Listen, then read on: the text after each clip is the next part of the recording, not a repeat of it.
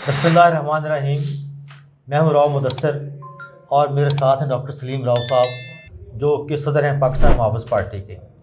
ہم ڈاکٹر صاحب کی پارٹی پاکستان محافظ پارٹی کے منشور کے حوالے سے بات چیت کر رہے تھے، اور آج ہم ڈاکٹر صاحب کی پاکستان محافظ پارٹی کے منشور کا جو اگلا نقطہ ہے شعبہ عدل، اس کے حوالے سے بات کریں گے۔ ڈاکٹر صاحب آپ نے اپنے منشور میں جو شعبہ عدل کے حوالے سے لکھا ہے کہ چھوٹے مقدمات کا فیصلہ 3 ہفتے میں اور بڑے مقدمات کا فیصلہ 6 ہفتے میں ہوگا، تو پاکستان کے موجودہ نظام عدل کے میں یہ ممکن ہے کہ یہ 3 ہفتے اور 6 ہفتے میں مقدمہ نمٹا دیا جائے؟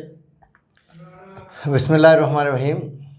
موجودہ نظام عدل کا مطلب ہے کہ موجودہ نظام حکومت، اگر یہی نظام حکومت ہے تو یہی نظام عدل رہے گا، اور اس میں مقدمات 3 ہفتے نہیں، 3 مہینے نہیں، 3 سال نہیں، 3 دہائیاں نہیں، 3 نسلیں بھی لگ سکتی ہیں۔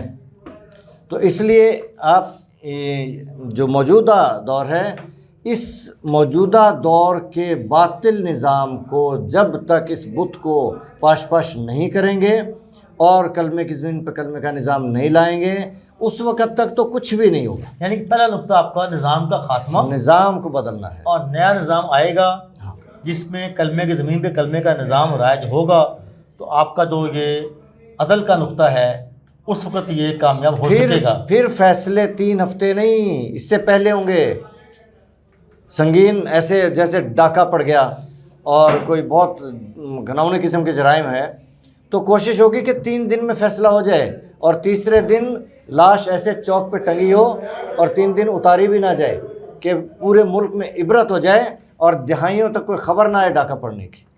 ایسا ایک جگہ آپ کہتے ہیں کہ یہ جو بڑے جرائم ہیں، ڈاکہ، اغوا، دہشت گردی کی سزا سرعام پھانسی ہوگی، تو سرعام جو پھانسیاں ہیں، کیا یہ جو موجودہ، پھر وہ نظام کی بات میں کروں گا، جو عالمی نظام ہے، ہم پاکستان کا نظام تو تبدیل کر لیں گے، کیا ہم عالمی نظام کے اندر اس کی گنجائش رکھتے ہیں کہ سرعام پھانسیاں دی جائیں؟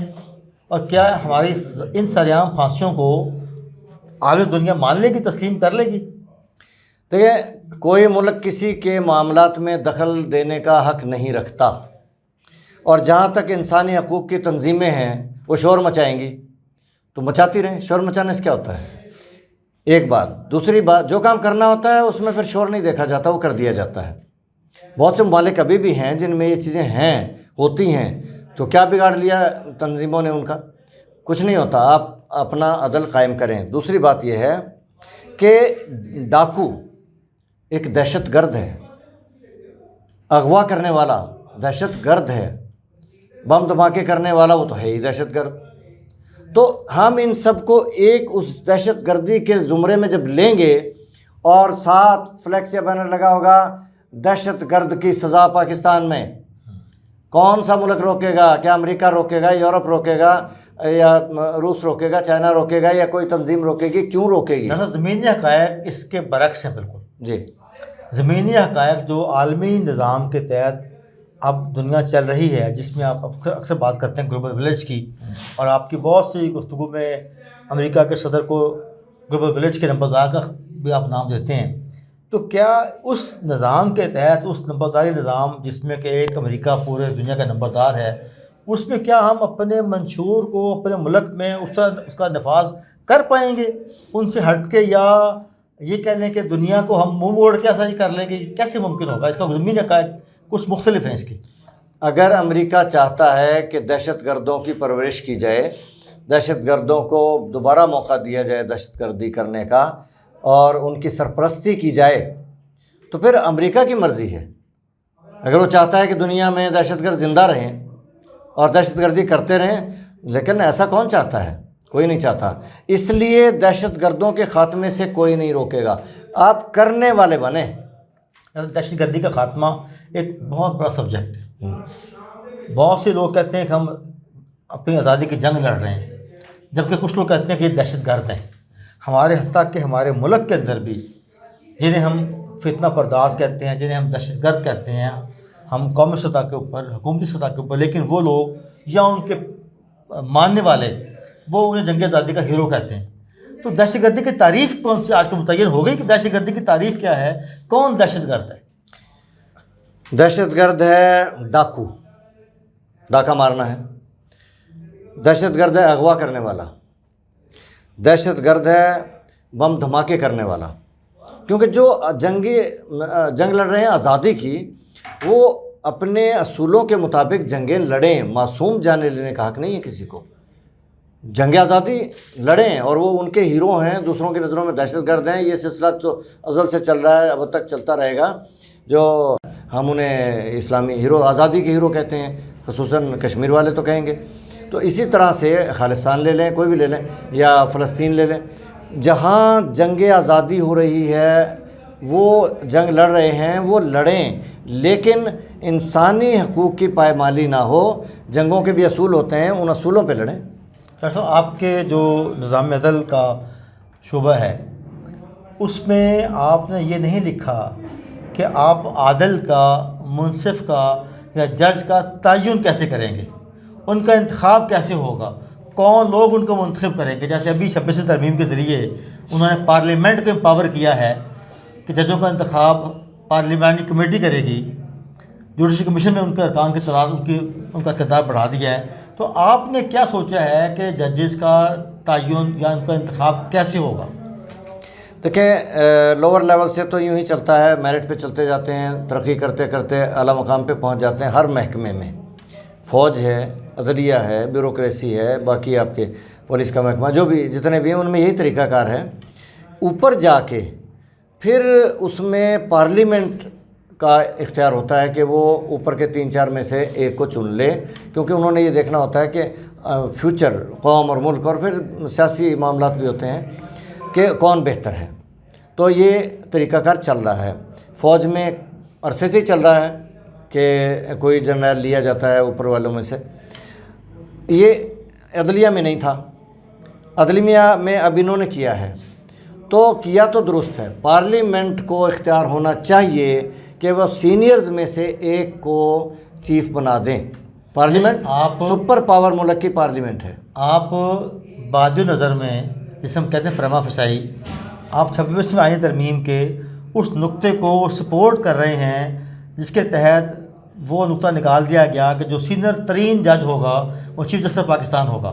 آپ یہ کہتے ہیں کہ جو اوپر والے 3-4 لوگ ہیں یا 3 ججز کا جو پینل ہے ان میں سے ایک ہوگا اور پارلیمانی کمیٹی کرے گی. آپ اس حد تک اتفاق کرتے ہیں، یعنی کہ آپ اسی نظام کو فالو کریں گے؟ آپ دیکھیں نا، اگر فوج میں ہوتا ہے، پہلے سے ہو رہا ہے نا، ابھی تو ترمیم نہیں آئی، دوسرے محکموں میں ہوتا ہے، عدلیہ میں اگر نہیں ہو رہا تو جو ترمیم ہے میں اس کے خلاف نہیں ہوں، لیکن ترمیم کا طریقہ کار غلط ہے.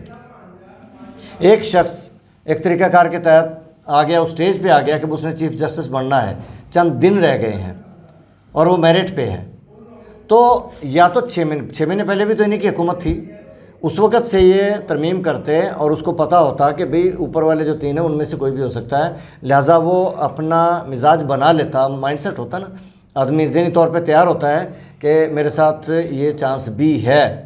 اب وہ ذہنی طور پہ تو چیف جسٹس تھا، لیکن چند دن پہلے اسے فارغ کر کے اور نیا آئین لے آئے اور ایمرجنسی کی صورت میں لائے. اس میں مقاصد ذاتی ہیں. ڈاکٹر صاحب، آپ نے ابھی بات تو کر دی ہے کہ جو عام آدمی جرم کرے گا اس کی سزا 3 ہفتے میں، 6 ہفتے میں یا دنوں گھنٹوں میں ہوگی، اور اس کا آپ نے خاکہ بھی بنایا. تو کیا جو عادل ہیں، جو منصف ہیں، ان کا احتساب کا طریقہ کار کیا آپ نے بنایا؟ ان کا احتساب کیسے ہوگا اگر کوئی جج انصاف نہیں کرتا، اگر کوئی جج اپنے عہدے سے انصاف نہیں کرتا، یا جو فیصلہ میرٹ کے مطابق نہیں کرتا، یا وہ کوئی کرپشن کا ارتکاب کرتا ہے، تو ججز کا احتساب آپ کیسے کریں گے؟ ماشاءاللہ آپ تو وکیل ہیں، اور یہ فقرہ آپ نے بار بار سنا ہوگا کہ قانون اندھا ہوتا ہے. کوئی ادارے کی بات میں نے کی ہے کہ آپ کون سا ادارہ بنائیں گے جو ججز کا احتساب کر سکے؟ دیکھیں، اگر ایک جج غلطی کرتا ہے اس کے خلاف مدعی وہ ہوگا جس پہ ظلم ہوا ہے، اور وہ جائے گا عدلیہ میں. اب عدلیہ اس جج کو بھی بلائے گی، صاف ظاہر ہے اس سے بہتر اوپر والی کورٹ میں جائے گا نا، جج کو بھی بلائے گی، مدعی کو بھی بلائے گی. وہ نظام اپیل کا نظام ہے. اگر کوئی شخص کسی جج کے فیصلے سے متفق نہیں ہے یا اس کے فیور میں نہیں ہوا تو اس کے خلاف اوپر والی عدالت میں اپیل دائر. اچھا آپ یہ کہہ رہے ہیں کہ جج ڈائریکٹ آفینس کرے، جیسے ایک جج کی بیوی نے لڑکی کو مارا تھا؟ جی ایسے نہیں، میں کہہ رہا ہوں اگر کوئی کرپشن کا الزام جج پہ لگ گیا کہ جج نے کرپشن کی ہے، اس پہ اس کا مس کنڈکٹ سامنے آ گیا، کوئی الزام لگ گیا، کرپشن کا الزام لگ گیا، تو اس میں جو اس کا احتساب اکاؤنٹیبلٹی ہے، جیسے ابھی آپ نے خبر یہ سنی ہوگی کہ کل جوڈیشل کونسل کا اجلاس ہوا ہے، پاکستان کی جو سپریم جوڈیشل کونسل کا اجلاس ہوا، جس میں ججز کے خلاف شکایات کا جائزہ لیا گیا، اور 90% شکایات کو عام شکایات سمجھ کے ان کو ڈسپوز آف کر دیا گیا کہ یہ شکایات کا کوئی سبسٹانس ہی نہیں ہے. یعنی کہ جو احتساب کرنے والے لوگ ہیں وہ بھی جج ہیں، جن کا احتساب ہو رہا ہے وہ بھی جج ہیں، جو شکایت کرندہ ہے وہ ایک عام آدمی ہے. اس کی شکایت کو یہ سمجھا گیا کہ میرٹ پہ نہیں ہے، اس کا کوئی سبسٹانس نہیں ہے، اس کی کوئی گراؤنڈ نہیں ہے، اور وہ شکایات جو تھی وہ داخل دفتر کر دی گئیں، جس سے کہ شکایت کردہ متفق نہیں ہوگا.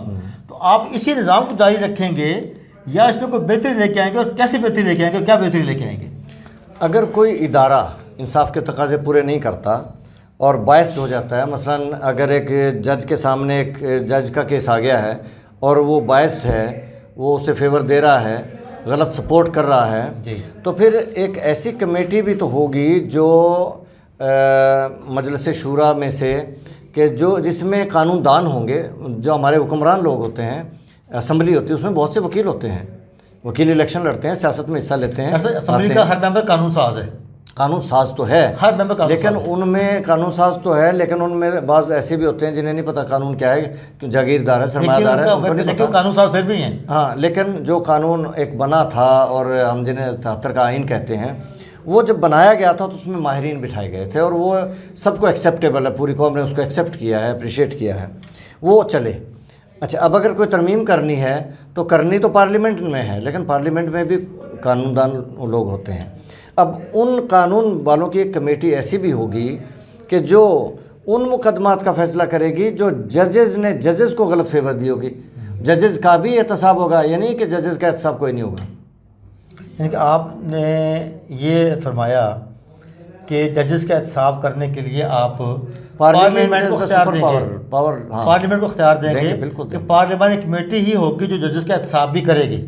پارلیمانی کمیٹی، پارلیمنٹ سپر پاور ہے ملک کی، اس کو اختیار ہے وہ جیسے بھی اپنا طریقہ کار بنائے، کمیٹی بنائے، مگر قوم کو، عوام کو انصاف مہیا کرے.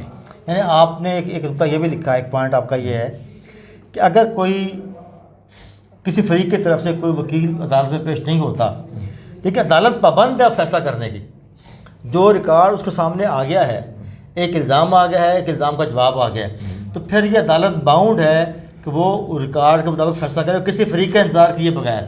یہ آپ کہہ رہے ہیں آپ اپنے منشور میں. تو یہ کیسے ممکن ہوگا؟ یہ کیا یہ پہلے ممکن نہیں ہوتا تھا جب وکیل نہیں ہوتے تھے؟ اور میں نے اب بھی ایسے ملک دیکھے ہیں جہاں وکیل، میں نے سنا ہی نہیں کہ کوئی وکیل ہوتا ہے، تو وہاں کیا فیصلے نہیں ہوتے؟ اسلام میں جو فیصلے ہوتے تھے، مدعی پیش ہو گیا، ملزم پیش ہو گیا، اپنے انہوں نے شہادتیں دیں اور اس کے بعد قاضی نے فیصلہ دے دیا. کسی کا کوئی وکیل ہوتا تھا نہیں ہوتا تھا، وکیل یہ وکالت کا شعبہ تو تھا ہی نہیں نا کہ قانون کے ماہرین وہاں اس وقت ہوں، لیکن اگر کسی نے کوئی اپنے گواہ پیش کرنے، گواہی ہوتے تھے، وکیل تو نہیں ہوتے تھے، تو فیصلے ہوتے تھے. اب کیا کوئی وہ وکیل بننے سے یہ عدل جو ہے وہ پابند ہو گیا کسی کا؟ عدل پابند نہیں ہے. عدل نے اپنا فیصلہ دینا ہے، وکیل آئے نہ آئے، مدعی آئے نہ آئے، ملزم آئے نہ آئے، اس نے اپنا جو کچھ اس کے پاس اویلیبل ہوں گی، شہادتیں یا ثبوت، وہ اپنا فیصلہ اس پہ دے، اس کو پابند ہے کہ اسے فیصلہ دینا پڑے گا. ڈاکٹر صاحب کیا آپ سمجھتے ہیں کہ جو پری ٹرائل قید ہے، جیسے کسی کے خلاف ایف آئی آر کٹ گئی، اس کو گرفتار کر کے جیل میں ڈال دیا، ابھی اس کا فیصلہ نہیں ہوا، ابھی اس کا تعین نہیں ہوا کہ اس نے یہ جرم کیا یا نہیں کیا، لیکن وہ ملزم جو ہے صرف الزام پہ جیل کاٹ رہا ہے، کیا یہ اسلامی نظام ہے؟ یہ کیا پری ٹرائل جیل ہونی چاہیے؟ اچھا، ایک تو یہ ہے کہ آپ قانون سے واقف ہیں کہ اگر کوئی کسی شک میں پکڑا گیا ہے، پولیس اسے 24 گھنٹے کے اندر عدالت میں پیش کرتی ہے اور رکھ نہیں سکتی اس کو. جی وہ تو نظام چل رہا ہے، وہ تو ہے. اب آ گیا، اب عدلیہ جب وہ جج کے پاس چلا گیا تو جج کا مطلب جج کرے، اس کی ججمنٹ ہی بتا دے گی کہ یہ خوفناک دہشت گرد قسم کا مجرم ہے، اسے معاشرے میں نہیں چھوڑا جا سکتا، اسے حوالات میں رکھنا پڑے گا، قید میں رکھنا پڑے گا، اور اس کی جلدی جلدی پیشیاں ڈال کے اور اس کو فیصلہ کرنا پڑے گا۔ اور اگر عام سے معاملات ہیں، سیاسی لوگ ہیں جیسے M P A M N A, وہ کوئی عدالت کی وجہ سے ملک تھوڑے چھوڑ جائیں گے یا کوئی اپنے علاقے چھوڑ جائیں گے، ان کو جیلوں میں رکھنا فیصلوں سے پہلے، جب تک عدالت فیصلہ نہ دے دے کسی کی سزا کا، اس کو جیل میں رکھنا سنگین جرم ہے۔ بہت شکریہ، آپ نے بڑی وضاحت کے ساتھ اپنا نظام در کو بیان کیا۔ ہمارے ساتھ ڈاکٹر سلیم صاحب موجود تھے کہ جو پاکستان محافظ پارٹی کے منشور کے حوالے سے نظام در پر بات کر رہے تھے۔ میری اپنے سننے والوں سے گزارش ہے کہ پاکستان محافظ پارٹی کے چینل کو سبسکرائب کریں، اس کو شیئر کریں، کمنٹ میں ہمیں فالو اپ دیں کہ آپ نے جو ہماری گفتگو سنی ہے آپ اس سے کتنا اتفاق کرتے ہیں۔ بہت شکریہ۔